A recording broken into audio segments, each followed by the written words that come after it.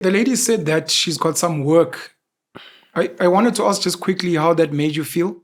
And many of the people who were supporting you were like, no, but you should sue this lady because it's becoming all too frequent that people are opening cases, dropping them at will, but they tarnish people's reputations. Look, as for whatever work opportunities she cited as the reasons for her withdrawal of the charges, I doubt that there's any such thing because she did not withdraw the charges. So I don't think she'd be lying on one end, but partly telling the truth on the other end. But we'll see whether that materializes.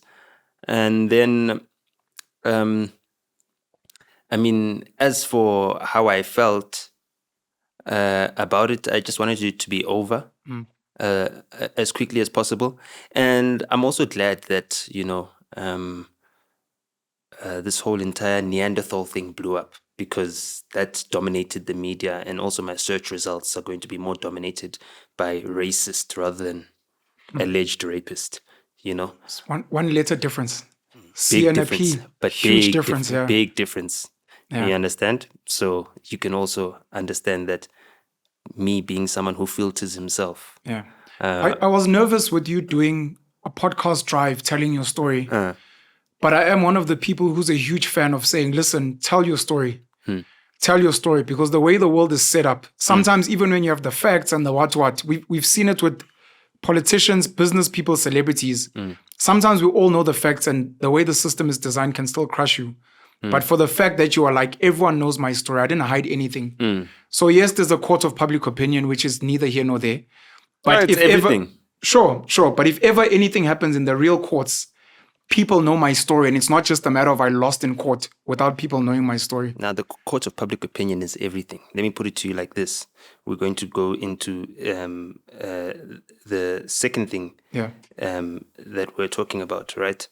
But also, before I get into that, I'll get into it like this. Someone called me, Sviso, from Piano Pulse. He called me, he's like, yo, bro, I nearly made a big blunder. It's like, yo, someone is telling me, yo, there's this other artist that wants to work, and they send me some songs, you know what I mean? So let's get into studio. Cool. So they send me the songs, but, she was using a different name, right?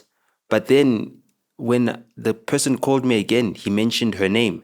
And I was like, hold on, that name is that not the person that accused Nota of A, B, C, and D? And the guy said, yeah, no. So he's like, bro, yo, never, ever call me about anything that girl wants to do. I'd rather keep my relationship with Nota than do anything with her.